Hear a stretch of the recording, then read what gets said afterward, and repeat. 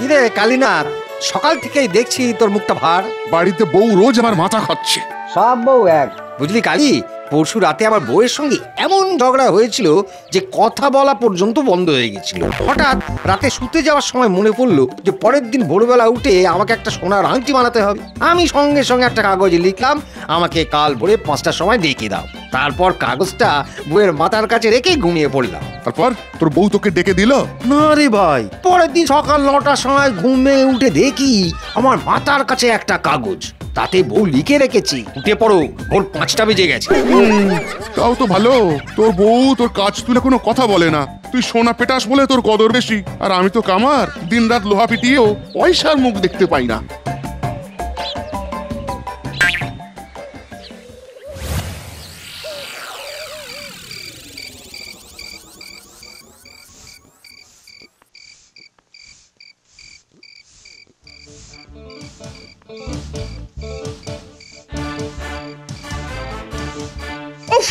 রাত 12টা বাজতে চললো, এখনো দুমদাম আওয়াজ করেই যাচ্ছে। বলি ঘুমোতে দেবেন তো নাকি? এই তো হয়ে এলো বলে। ওদিকে তোমার ওই ছোটবেলার বন্ধু রঘুবীর শেখরাকে দেখো, সেও তোমার মতন হাতুড়ি পেটায়, কিন্তু তার বাড়ি গাড়ি টাকা পয়সার কোনো অভাব নেই। রঘু সোনার চামচ নিয়ে জন্মেছে গিন্নি, আর তুমি জন্মেছ লোহার সাঁড়াশি মুখে নিয়ে। তাই তুমি হয়েছো কামার, চারা নাচ পালং শাক, তার আবার পাকা বিল। হ্যাঁ ধুর, আর ভালো লাগে না। পকেটে নেই টাকা, ওদিকে দিন রাত বউয়ের ধ্যাতানি, আর পাচ্ছি না ভগবান।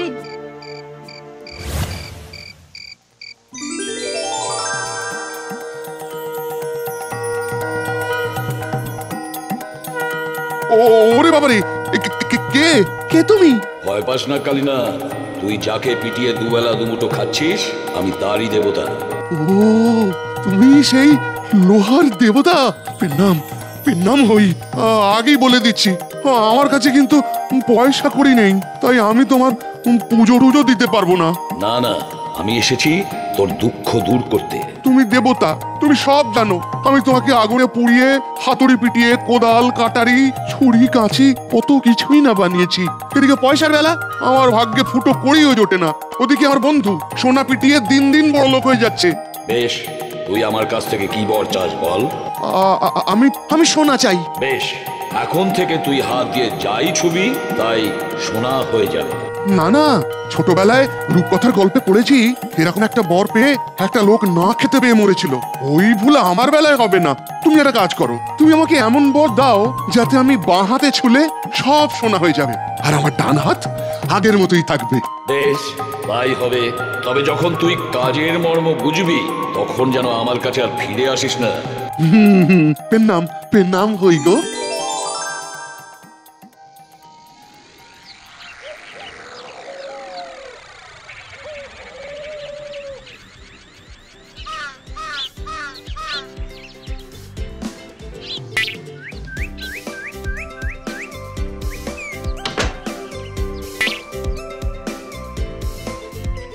কি তুমি এখনো বাজারে যাওনি? বাজার পরে হবে গিন্নি, আগে শোনো গতকাল রাতে কি হয়েছে। আমি তো লোহা পেটাচ্ছি, আর পেটাতে পেটাতে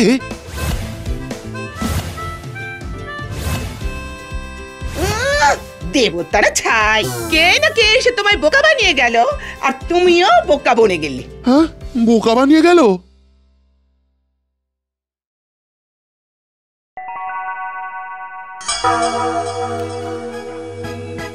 আরে এই দেখো গিন্নি, দেখো আমার ভাগ্য ফিরে গেছে। লোহার দেবতা সত্যি সত্যি আমাকে বর দিয়ে গেছে গো।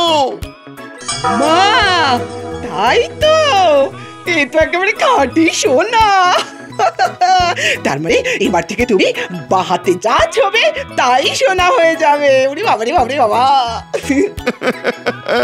হ্যাঁ গিন্নি, হ্যাঁ, এবার আমি সবকিছু সোনায় মুড়ে দেব।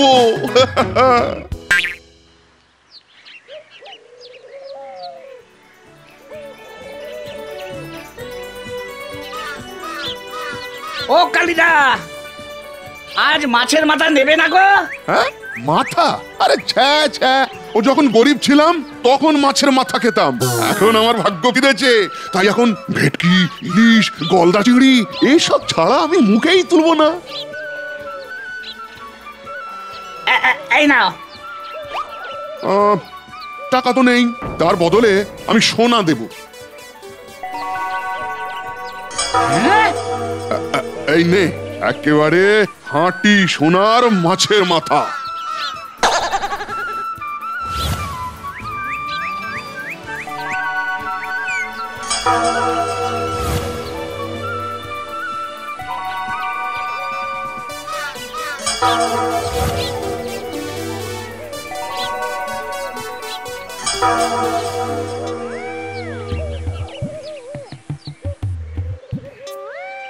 রঘু দাদা, ও রঘু দাদা। আরে তুমি সাত সকালে আমার দোকানে মাছ বেচতে এলে বুঝি? না না, মাছ নয়, সোনা বেচতে এলাম।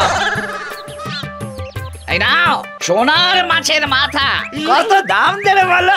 ও রঘু দাদা, এই নাও সোনার পটল, আমারটা একটু ওজন করে দেখো দেখি কত হচ্ছে। এই যে ধর আমার সোনার শুকনো লঙ্কা। আর আমার সোনার আপেল বেচে কত পাবো শুনি? আরে বাপ রে বাপ, এ তো সব খাঁটি সোনা। সব মিলিয়ে যা দাম হবে সেই টাকা আমার সাত পুরুষে কোনোদিন চোখে দেখেছি কিনা সন্দেহ। না না না, আমার কাছে এত টাকা নেই। তোমরা বরং ওই শহরের কোনো বড় দোকানে গিয়ে এগুলো বিক্রি করে এসো, যাও। হ্যাঁ হ্যাঁ, চল চল, তাই চল। এগুলো বেচে আমরা ওই 10 বছর পায়ের ওপর পা তুলে খেতে পারবো। কালীনাথের বাঁ হাতের জাদুতে দেখতে দেখতে কয়েকদিনের মধ্যেই গোটা গ্রাম সোনার চাদরে মুড়ে গেল। এদিকে তাকালে সোনা, ওদিকে তাকালে সোনা, সোনা সোনা আর সোনা। এদিকে এত সোনার মধ্যে মাথায় হাত শ্যাকরাদের। চারিদিকে এত সোনা যে কেউ আর আমার দোকানে আসছে না সোনার গয়না গড়াতে। এখন আর সোনার ধাতুর কোনো মূল্যই নেই। দূর দূর, এভাবে চলতে থাকলে যে আমার ব্যবসাপত্র লাটে উঠবে। এখন যে কি করি। ধুর, যত সোনার গয়না ছিল সব আলমারি থেকে বার করে দিয়েছি। চারিদিকে এত সোনা দেখে দেখে না চোখটা একেবারে পচে গেছে। ঠিক বলেছিস, সোনা ছাড়া অন্য ধাতুতে গড়া কোনো গয়না থাকলে কিনে পরা যেত জানিস। পেয়েছি পেয়েছি, উপায় খুঁজে পেয়েছি। মানুষ সোনার ওপর থেকে মুখ ফিরিয়ে নিলেও সুন্দর নকশার ওপর থেকে তো মুখ ফিরিয়ে নেয়নি। হ্যাঁ হ্যাঁ, আমি এবার অন্য ধাতু দিয়ে নতুন নতুন নকশার গয়না বানিয়ে বাজারে বিক্রি করব। আর সেই ধাতুটা হবে লোহা।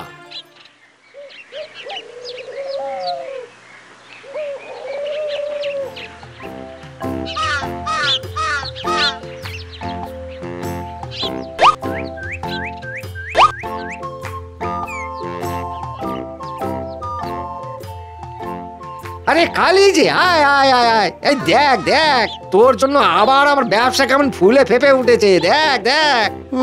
কিন্তু এসব কি করে হলো রঘু? খুব সোজা। তুই গোটা গ্রাম সোনার চাদরে মুড়ে দেওয়ার পর কেউ আর সোনার গয়না কিনতে চাইছিল না। আমার ব্যবসা তো লাটে ওঠা জোগাড় হয়েছিল। তাই এখন আমি সোনার গয়নার বদলে লোহার গয়না বানিয়ে বিক্রি করছি। হ্যাঁ, লোহার গয়না? হ্যাঁ, আমি হলাম শিল্পী। নতুন নতুন নকশা বানানো হলো আমার কাজ। ধাতু বদলেছে কিন্তু আমার কাজ একই আছে। তুই লোহার গয়না বানালে আমি তবে কি দিয়ে সংসার চালাবো? কেন, এবার থেকে তুই বানাবি সোনার কোদাল, কাটারি, ছুরি, কাঁচি। আমাকে আমাকে বাঁচাও লোহার দেবতা, আমাকে বাঁচাও। আমার ভুল হয়ে গেছে। কাজের মর্ম আমি এতদিন বুঝিনি, তাই সোনা নিয়ে বড় লোক হতে চেয়েছিলাম।